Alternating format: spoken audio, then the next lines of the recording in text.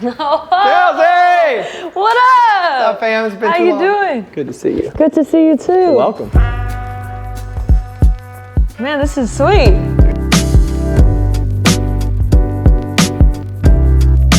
I didn't even drink coffee until I was a pro.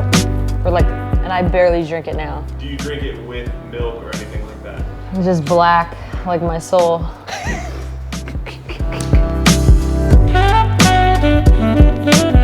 It always isn't like glamour and glitz, right? Right. Like you've seen me throughout high school and college, like there was a lot of like that people don't ever talk about. Like we get the highlight reels, but we don't really get the low points of like, I was about to transfer and like I hated my first couple of years. It was really hard on me. Like it rained 60 days straight when I was a freshman. I'm from San Diego. It rained 60 days straight.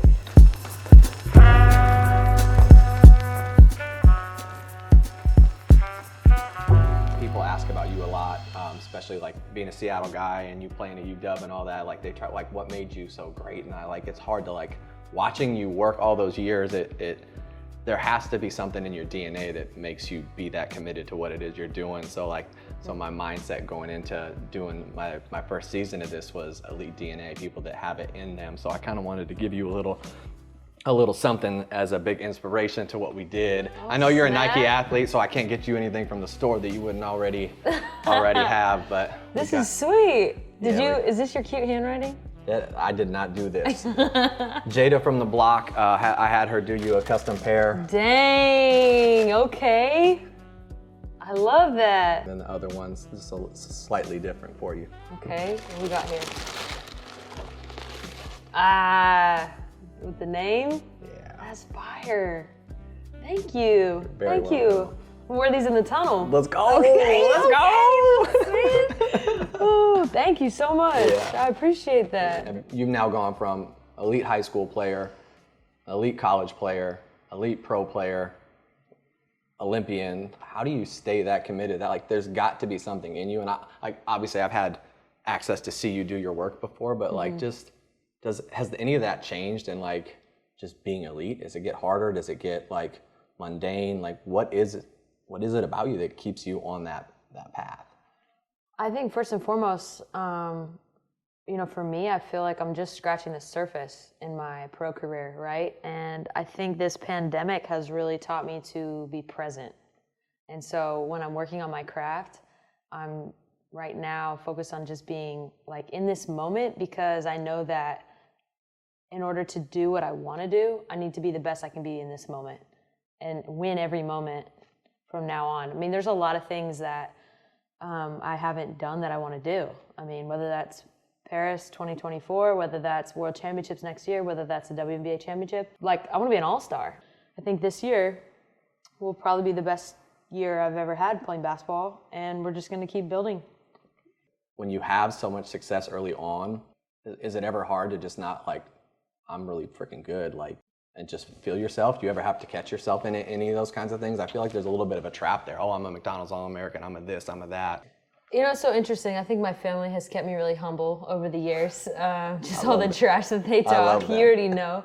But I think as a player, I try to tell kids, especially and players that are moving into either high school or college, it's are you comparing yourself to your peers now? Because if you want to be a pro or you want to be a great college player, put yourself in that next category and work your way up. You know what I mean? When I got into college and I was a freshman, I'm not trying to be the best freshman. Right. I'm trying to be the best player, And so I feel for me to sit here and tell you I want to be the best player, in 3-on-3 or something like that. Yeah. That doesn't mean anything. I want to be the best player, period. So how can I start to move and broaden the window? And sometimes I'm not gonna lie, sometimes I've made goals and I'm wow, that's really lofty. I should probably come back a little bit, you know what I mean? But I feel it's a lot better to go that way than toot your own horn. Because we all know, when you get prideful and arrogant, this game is so humbling. One injury and you're sitting down on your couch with your leg up.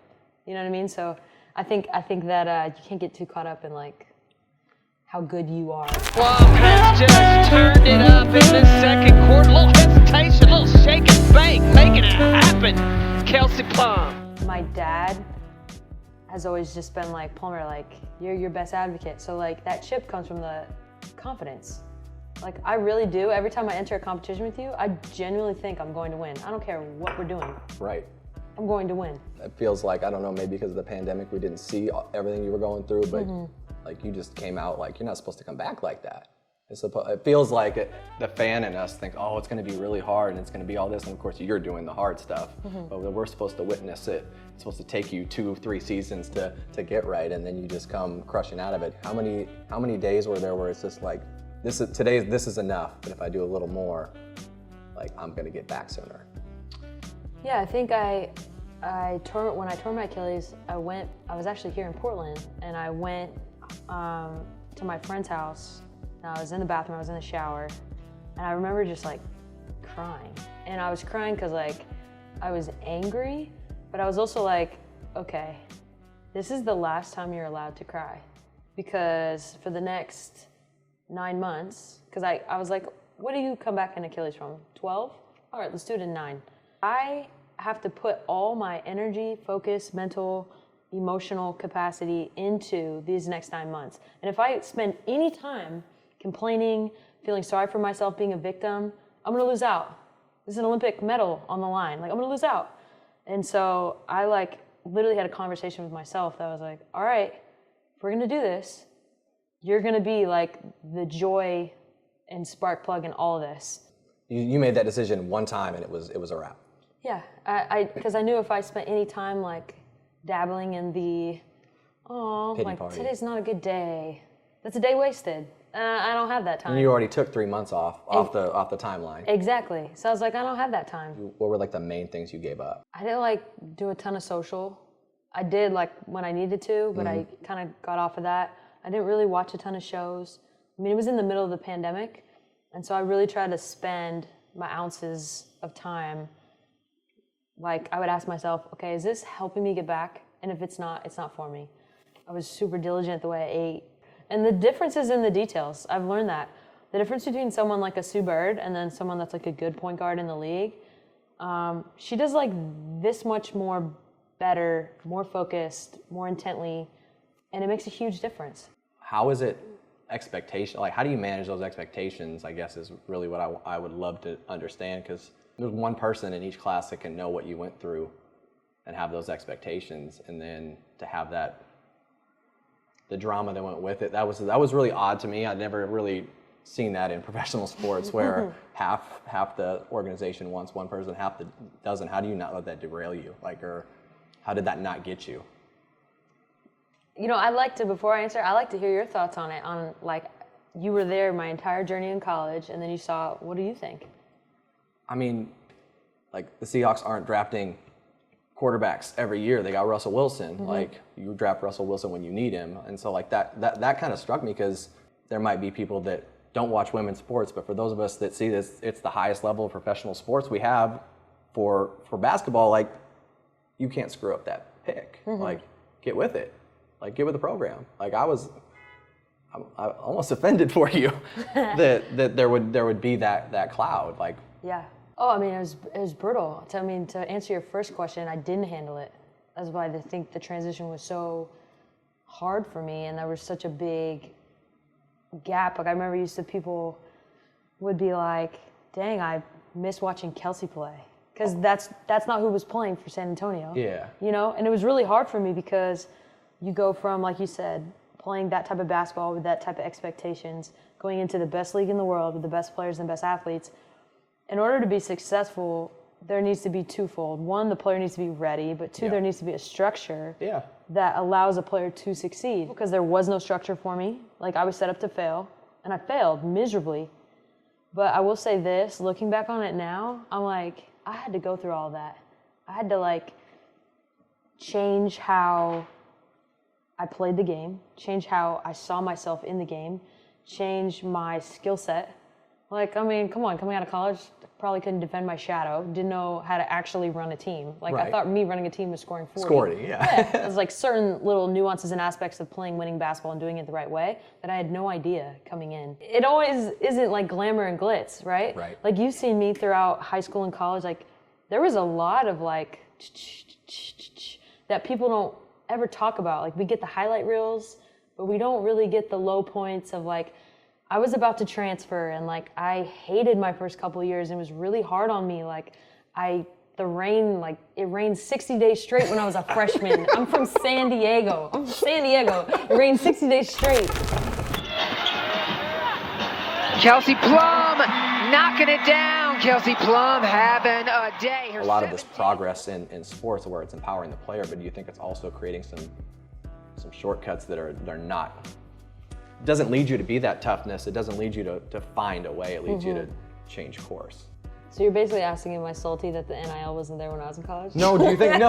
Because yes, I am salty. Do you think it would have been a distraction though? Like, because that's a different goal. Yeah. Like, it's not about taking a program that was not Final Four caliber there. It's not about winning lots of games and scoring lots of points. Like, and I think to the athlete, you have to ask yourself, what's most important? What's the goal? For some people, the goal is to, like, I want to make money. Yeah. I want to put myself out there.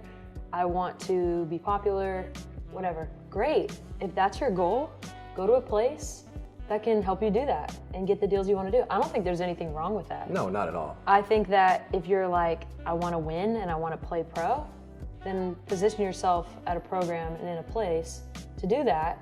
And maybe you're that good that the deals come in like a page. Because of basketball. the Right, deals like are you're there. that Yeah. good, and then everything else kind of happens with it. I just think people a lot of times aren't honest with themselves, and I think more importantly, parents aren't honest with their kids in relation to that. And I think you have to ask yourself, like, one of the things I appreciated about my mom so much in my recruiting process was she was very honest. She's like, initially when I was like a sophomore, we're looking at, when you're a sophomore, you're looking at everyone. She's like, listen, Notre Dame, you're number 3 on their list. So let's cross that off. Let's move somewhere forward.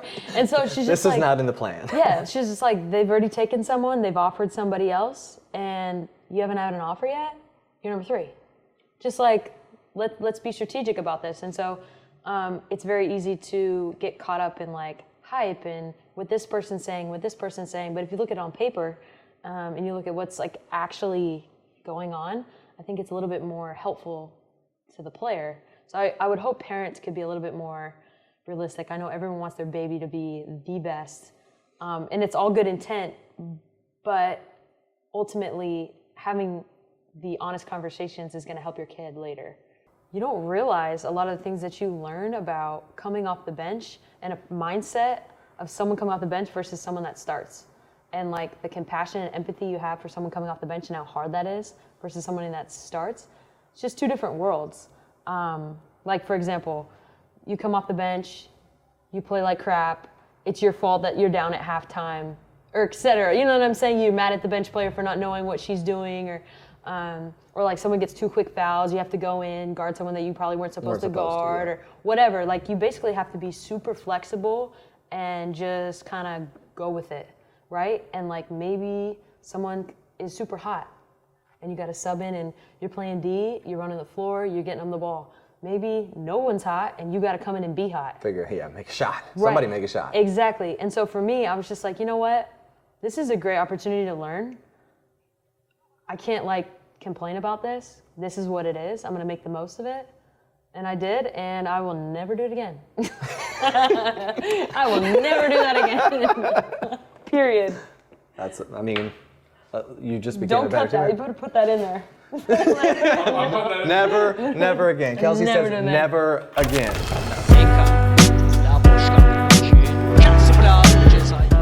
I wish we could find a way to not have to go in the same capacity that we have to go overseas.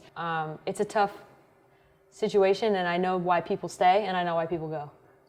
Does location matter? Is this just about role and getting the contracts to fit so you get the right number of reps? How does that all work? Because I don't think people really understand that aren't in it.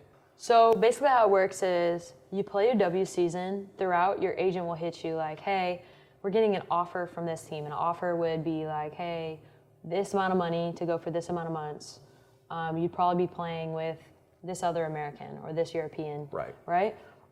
So you get offers throughout the year, and you can either, obviously, if you accept them, great.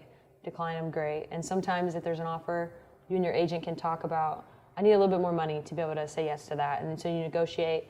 And like there are times too where it's like, say we're competing for a contract, I ask for a little bit more and they're like, we'll take Chris. It's like, okay, I lost out. Like it happens. It's happened to me before. Basically too, they can offer both of us and you take it first. Oh, you know what I'm saying? brutal. Yeah, that happens. That's just a reality. I mean, that's with a lot of different businesses too. For sure. But overseas, there's usually like a triangle. It's like location, money, good basketball. It's really hard to find all three. So usually you have to ask yourself, what's your priority? Do you want money and good basketball? Poor location? Poor location meaning it's -30. You know what I mean? Welcome to Siberia. Exactly, right? exactly. Do you want good location, money, bad basketball? Lots of that. Yeah, and so a lot of times there's no wrong answer. It's just kind of your preference on what you want, and then you kind of go from there based on your choices. So what's your triangle look like right now? I would say good basketball and money. Yeah. You can deal with location for the amount of time. I'll freeze my butt off for a bag. I mean, wouldn't most? I want to celebrate as many talented players that are willing to make themselves accessible and realize that they're a part of bringing up the next wave. Because I remember Haley Van Lith showed up as a 6th grader to not even our showcase, it's the little camp at the Tacoma Boys and Girls Club. But Ace Koenig was there, and obviously Ace is a pro and did awesome stuff at NC State, and Destiny Slocum was there, and here's little Haley Van Lith, not up to their waist yet. Right. And she was nosing her way through every demo. She wanted to guard her. Like, I want to guard Destiny. I know who Destiny is. I want to be like her someday. I'm in there. But if Destiny doesn't show up, like if people at your level don't show up, if Paige doesn't show up, then these little kids and even their peers there, maybe a cut below them, don't have that same experience. Like, and I don't know. Obviously, I've spent most of my time in women's basketball. I think it's really cool that there's so many women that are willing to do that. I don't know if KD or LeBron were making themselves available at 16, 17 years old or younger, but I like people that are built like you show up. They just do, and I think there's something to that, and that's kind of what I want to keep celebrating and building, and I appreciate you always making time whenever you're around. Even this, like, I know you got places to go and people to see, but to just make time and be accessible, I think there's nothing wrong with being approachable and available and being elite. I think it's just awesome. I appreciate you coming and spending a little time. Thanks. I know there's no Chinese food like we normally do. I mean, you get some next time we're in Seattle. Thank you. Yeah. Thanks for having me. Awesome.